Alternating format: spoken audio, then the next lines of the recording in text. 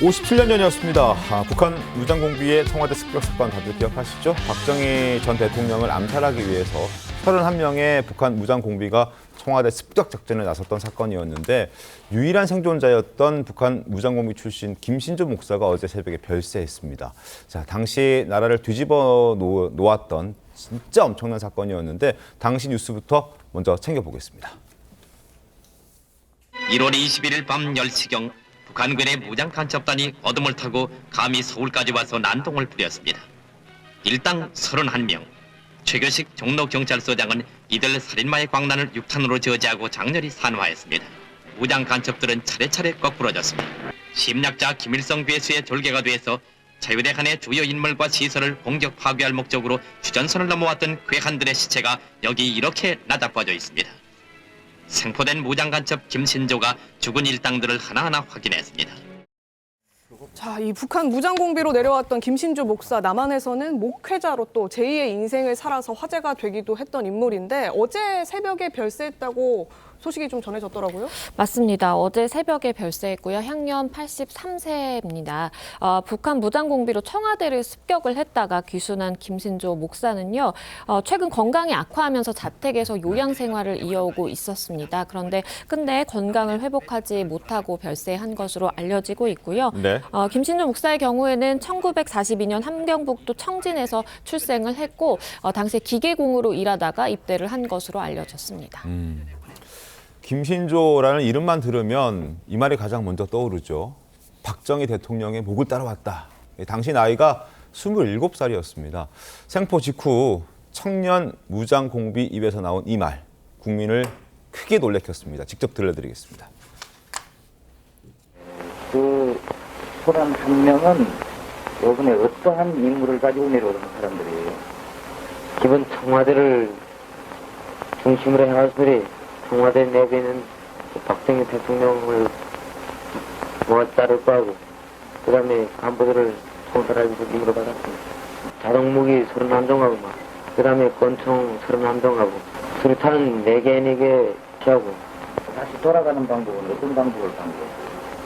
우리가 1차 방안은 청와대 내 습격과 동시에 이제 자동차를 이제 앞서야 갔으니 그 자동차를 탐수를 이제 임무를 성공할 자신이 있었습니까? 있었습니다. 예, 송건모 본부장님, 지금 이 김일성 지령을 받아서 박정희 전 대통령 목을 따려고 했다 이렇게 말해서 모두 좀 충격을 받았었는데 당시 그 청와대 500m 앞까지 지금 무장한 채로 들어왔던 게 생포가 되면서 아주 큰 충격을 줬었습니다. 그 당시 상황이 좀 어땠습니까? 정확히 말하면 청와대 500m 앞이 아니고 500m 뒤입니다. 뒤요? 예, 그 이제 북악산 있는데 네, 그쪽으로 뒤쪽. 들어왔는데 네. 저도 청와대 출입할 때 그 현장을 이렇게 둘러본 적이 있어요.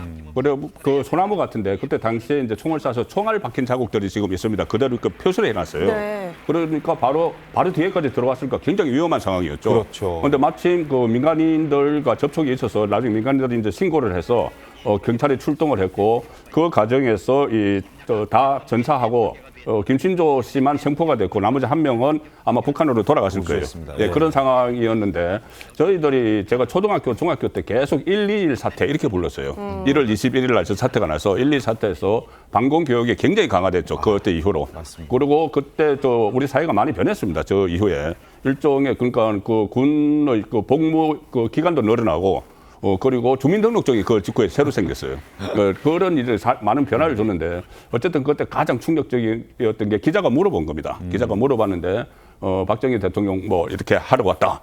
이렇게 하니까는 그때 저희들 다 섬뜩함을 이제 느꼈고 그 이후에는 어쨌든 김신조 그 씨가 좀 뭐 목사도 되고 해서 여러 가지 방공 활동도 하고 활발한 활동을 했었죠.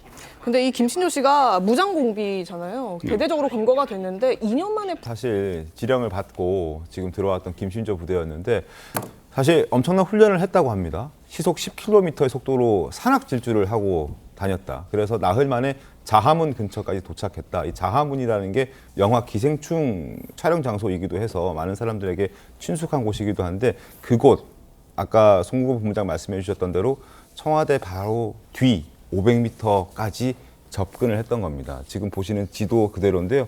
김신조 루트가 저렇게 돼 있는 거죠. 청와대 바로 뒤까지 사실상 조금 더 움직였다면 정말 청와대에 근접할 수 있는 곳까지 갔는데, 자, 엄청난 훈련을 받은 김신조 목사 직접 밝힌 내용들이 있습니다. 목소리 한번 들어보겠습니다. 북한에선 대남 공작을 한 것이 겨울에 한 적은 없습니다. 총정찰구 1, 2, 4군 부대에서 동기 작전한 게 처음입니다. 네. 그래서 아마 그때 당시 우리 군에서도 조금 좀 방심했지 않느냐. 1시간 12km를 산악을 숲하는 거하고 그다음에 이제 수영 훈련하는 거하고 뭐 수단과 방법을 가리지 않죠. 그때 31명의 그 특공대가 그 대통령을, 박정희 대통령을 죽이기 위해서 청와대 우선 청와대 건물을 습격해 위해 대통령이 죽을 거 아닙니까? 그때 당시 항해북도 사련시 도당유민의 건물이가 우리 청와대 건물에 좀 비슷하고 그래서 그 도당유민 건물을 습격을 실제 우리 했어요. 김상희 평론가님, 네. 지금 시속 12km로 네. 주파하는, 그것도 평지가 아닌 산악을 그렇게 주파하는 훈련을 받은 네. 저들이 들어왔었다. 그때 상황 어떻게 기억하십니까? 북한은요, 그 상상을 초월하는 네. 어떤 훈련을 시킵니다. 우리가 이제 가장 유명한 미국이 아니 북한의 축전이 있어요. 그걸 우리가 아리랑 축전이라고 하는데, 거기에 꼬마 애들이 거의 기계처럼 움직이면서 그 집단 매스 게임을 하는 거를 우리가 목격할 수 있어요. 그것도요, 정말 상상하기 어려울 정도의 극한 훈련이 있지 않으면 인간이 그렇게 애니메이션처럼 움직일 수가 없습니다. 근데 이 군인들도 아주 극한 훈련을 시킨 거죠. 그렇죠. 사흘 동안입니다. 사흘 동안. 시속 10km라는 것이 평균을 이야기하는 거 아니겠습니까? 그럼 사흘 동안 10km로 계속 뛴다라고 한번 생각을 해보세요. 예? 30분도 힘들어요. 그렇죠. 30분도 힘들죠. 아주 극한의 훈련을 받은 124부대가 있었고요. 군인 2,400명으로 이루어진 죽음의 공작조라고 불리는 부대가 있었던 것입니다. 네. 그래서 여기는요, 그 새벽 6시부터 밤 10시까지 쉬지 않고 훈련을 하고 저렇게 시속 10km로 뛰고 하는 이런 극한 훈련들을 새벽부터 밤까지 하는 훈련을 하고, 그리고 뭐 상호 감시도 하고 사상 검증도 하고 그래가지고 굉장히 극한의 상황을 견디게 만든 아주 뭐랄까요, 고도의 단련된 살인 부대다, 이렇게 보시면 되겠고, 저런 믿기지 않은 상황이 그때는 가능했었구나, 이런 거를 우리가 지금 볼 수가 있습니다. 31명, 그러니까 아주 소인수로만 구성된 북한의 이른바 정예 부대였던 건데 청와대 뒤 500m까지 그렇게 해서 진입에 성공할 수 있었습니다. 김신조 목사 작전 당시에 파주에서 남욱군 사형제를 만났습니다. 이들이 오늘의 김신조 목사를 잊게 했다, 이런 얘기도 있는데요. 57년 전 당시의 상황 더 들어보겠습니다. 무장 간첩을 제일 먼저 신고한 수훈의 남욱군 우성재 사형제는 그때 상황을 이렇게 설명했습니다. 그때 마침 난 들어왔어요. 그래서 나무 허담하고 이렇게 내려다보니까 야 하고 이렇게 부르게요. 내다 보니까 벌써 여기 기한단총을 밀고요. 부르니까 내려왔어요. 낯을 갖고 내려왔죠 이제. 그러나 이 용감한 형제들이 조금도 굴하지 않고 당국에 신고했다는 사실은 일반 국민이 군경에 못지않게 반공의식으로 본연일체가 돼 있다는 사안 증거인 것입니다. 자, 지금 김신조 일행 일당들이 대한민국에 쳐들어왔던 건 대통령을 살해하기 위해서 들어왔는데, 저들을 만났으면 저들도 위협했을 텐데 저들의 목숨은 살려줬습니다. 그러니까 이유가 있었죠. 일단은 그 다수결을 했다고 합니다. 31명이 어떻게 처리를 할 것인가. 그러니까 그때 들어오는 루트가 임진강을 통해서 파주 야산을 통해서 세금정 이렇게 들어왔거든요. 네. 근데 파주 야산에서 나무를 하던 내 형제를 만난 거예요. 그래서 거기서 이제 내 형제를 이제 그 확보를 하고 신병을 확보를 하고 네. 어떻게 할 것인가. 네. 그런데 처음에 이제 그 살해를 하려고 했는데 그때가 1월 달이지 않습니까? 1.2 사태니까. 네. 그렇죠. 1월 달 산이 너무 얼어서 살해를 하면은 묻고 다시 행동을 해야 됩니다. 바로 이제 발각이 되니까는 땅을 팔 수가 없다. 이 부분이 하나 있었고, 하나는 아니 우리가 뭐 사회주의 혁명을 하는데 왜 프롤레타리아 나무꾼을 죽이냐, 프롤레타리아를 왜 죽이느냐, 이런 의견도 일부에서 났다고 해요. 아하. 그래서 다수결 끝에 그러면 살려주자. 다만 이제 그 내 형제에게 경고를 했죠. 신고를 하면은 당신을 가족들을 몰살시키겠다. 이렇게 하고 이제 청와대를 향해서 떠났는데 이 차 형제가 결국 신고를 했습니다. 신고했으니까. 네, 신고를 해서 그렇죠. 경찰에서 불신 검문을 했고 불신 검문을 하는 과정에서 그때 야밤이었어요.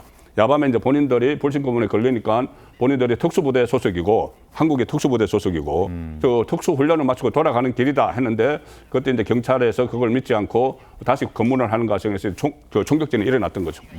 근데 예. 저기에서 지금 그 김신조 씨가 얘기한 부분 중에서 그러니까 남은꾼 사형제를 만나지 않았다면 자유에 대해서 몰랐을 것이다 이렇게 표현하는 게 있던데 그러니까 결국 그렇게 안 했으면은 남은꾼 사형제를 만나서 그 사형제가 신고해서 그런 상황이 전개되지 않았으면은 네. 본인이 임무를 완수를 했어도 그렇고 완수하지 않았어도 그렇고 결국은 우리 남한 사회에 대해서 이렇게 자유가 이런 것이라는 걸 느끼지 못했겠죠. 만약 완수를 해서 북한으로 귀환을 했어도 마찬가지고 네. 완수를 못했으면은 거기서 뭐 사살되거나 그렇게 했을 것이기 때문에 그 의미로 남은권 사형제 때문에 내가 자유의 맛을 알게 됐다는 뭐 말을 하는 것 같습니다. 네, 참 우연의 일치였던 그런 사건이었는데 이 남한 사회 충격 당시에 엄청 났었습니다. 박정희 전 당시 대통령의 지시로 영화로도 유명한 실미도 부대가 지금 이 김신조 사건 네. 때문에 생겨났다고 해요? 그렇죠. 그때만 해도 국민 정서가 굉장히 분노를 했죠. 지금처럼 뭐 개인주의보다는 그때는 공동체 의식이 굉장히 강했던 시대입니다. 네. 그래서 국민적으로 분노하는 것에 대해서 박정희 대통령이 뭐 그런 걸 좀 받아서 그리고 본인도 본인을 대상으로 했으니까 또 진노를 하고 해서 보복을 해야 똑같은 된다. 보복을 할 수 네. 있는 부대를 우리도 가져야 된다라고 얘기를 해가지고 실미도 우리가 우리가 아는 영화로 알죠. 봤던 네. 그 실미대 부대가 창설이 됩니다. 그래가지고 북한의 지금 부대하고 똑같은 훈련 이런 것들을 좀 해서 똑같은 능력을 가진 사람들을 좀 만들어야 되지 않느냐라고 해서 창설이 된 것이고요. 그리고 뭐 이걸 계기로 또 향토 예비군도 창설이 되고 육군 3, 4관 학교에 또 전투 경찰대도 만들어졌다고 합니다. 이뿐만이 아니라 사실 이 사건이 한국의 반공 의식을 고취시키는 계기가 되기도 했었고 지금 지적해 주셨던 것들 육군 복무 기간이 이제 3년으로 늘었고 예비군 창설, 육군 3, 4관 학교 설립 그리고 학교의 교련 과목이라는 게 있었습니다. 그런 것도 생겼고 더 놀라운 건 양지민 변호사님 이때 주민등록증이 생겼다는 사실이 좀 놀라웠습니다. 맞습니다. 주민등록법 자체는요 1962년에 이제 제정이 됐습니다. 그런데 주민등록증이라는 이것이 생긴 것은 그로부터 한 6년 후예요. 1.2.1 사태가 계기가 돼서 이렇게 온 국민에게 주민등록증이 보급이 되게 된 것이고요. 1968년 11월 21일에 첫 주민등록증이 발급이 됐는데 그 1호 2호는 박정희 전 대통령과 유경수 여사였습니다. 그래서 굉장히 빠르게 그때 당시 진행이 됐어요. 11월에 시작을 해서 그해 말까지 군인과 그리고 수감자를 제외한 1,600여만 명의 성인 남녀에게 주민등록증이 제공이 됐습니다. 그때는 플라스틱도 아니었고요. 비닐로 이렇게 코팅해서 세모 모양으로 만들었다고 하는데 어쨌든 나라의 이제 인구 동태도 좀 확인을 하고 신분도 또 정확하게 해야 하는 의무와 또 목적이 있었기 때문에 민증까지 만들었다 이런 얘기도 같이 전해집니다. 그런데 이 무장공비 김신조가요 남한에서 어떻게 목사로 살게 됐는지 이 부분도 좀 궁금합니다. 남한 사회 적응이 힘들었던 일화 저희 TV조선에서 직접 밝혔던 바가 있는데 들려드리겠습니다. 이제 삼보토건에 70년 4월 달에 입사를 했어요. 적응하기는 이제 여기 있는 사람도 아니니까 네. 굉장히 힘들었어요. 이제 그래서 이제 직장의 동료들도 무서운 사람이 이게 입사했으니까 나 때문에 또 이제 여러 가지 피해 본 사람도 있고 그래서 시선이 좋지 않았어요. 네. 그러나 내가 거기서 그 극복을 하고 열심히 이제 배우면서 열심히 직장생활을 했어요. 한 10년 했습니다. 10년 하면 뭐 굉장히 오래 했다고 볼 수 있겠는데 자 정부 주선으로 이렇게 건설사에 입사를 했고 적응이 쉽지 않았다는 얘기를 하면서 개명도 하고요. 뭐 이사도 10번 넘게 했다고 들립니다. 그렇습니다. 그러니까 자식들을 낳게 됐는데 이 무장공비의 자식이라는 소리를 듣게 하고 싶지가 않아서 네. 일부러 이름을 개명을 했다는 거예요. 그래서 동네도 10번이나 이제 이사를 다녔지만 사실 이 적응하기가 굉장히 쉽지 않았던 것 같아요. 그래서 한때는 뭐 술에도 빠지고 도박에도 빠지고 이렇게 굉장히 힘든 생활을 지내다가 부인의 권유로 이렇게 신앙의 힘으로 극복을 하게 됐다라고 이야기를 하고요. 97년에 1월 목사 안수를 받고 그 이후에 신앙인으로서의 길을 걸어가고 있었습니다.